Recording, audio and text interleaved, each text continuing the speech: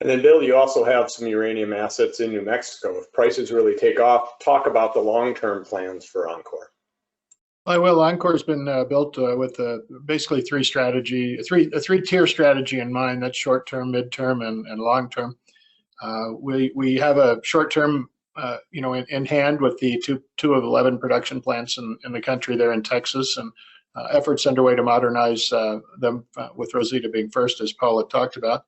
That sees us through the first part. The midterm, we're still addressing, and hopefully we'll be able to fill in with mergers and acquisitions, which have been a mainstay of the group's history over the past, even going back through the last fuel cycle, back in the late 04 to 08 timeframe. But the real long-term value of the company is in New Mexico. And New Mexico, while it hasn't had much production of late or in the last fuel cycle, it historically is the richest and largest of all the uranium districts in the U.S. And we see that returning to its prominence over the course of the long term here, and we measure that in terms of 5 years plus.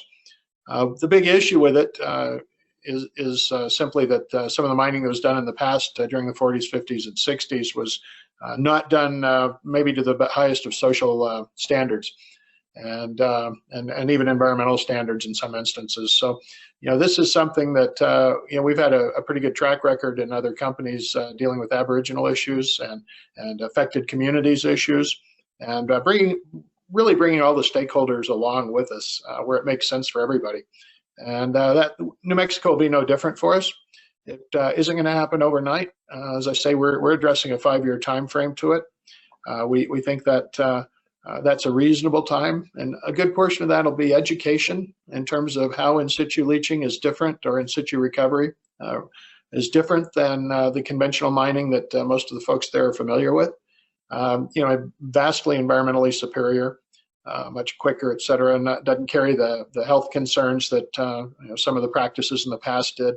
And we've really evolved, dramatically since most of the mines in those earlier decades.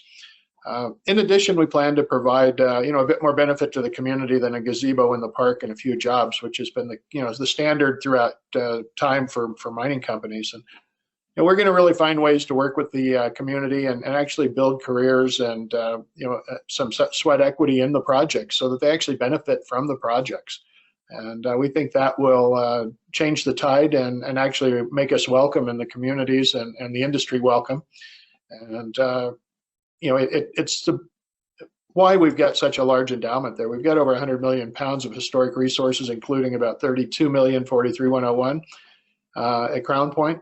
And I'd mention that those are about 2/3 permitted under NRC permits as we speak. But here again, we aren't trying to rush out and work on it, or even our Juan Tafoya Marquez deposit, which is on a Spanish land grant, which is probably the best title you can get in the U.S. in terms of mineral title. But we aren't trying to rush out and get it done. More, we're trying to establish that good fundamental base of support in the community before we attempt it. But the prize is certainly worth it. We think the fuel cycle that we're in now is going to be quite different than the last one. The last one was meteoric in its rise, but very short-lived. And we think this one's going to be a decade or more, perhaps the most stable environment for nuclear power that we've seen since its invention. And with that in mind, we don't need $100 plus prices. We need $50 to $100 range over the course of a decade or something, and you can really build significant shareholder equity through production. And that's exactly our goal, and why New Mexico is such a big part of the triad, if you will, short, medium, and long term.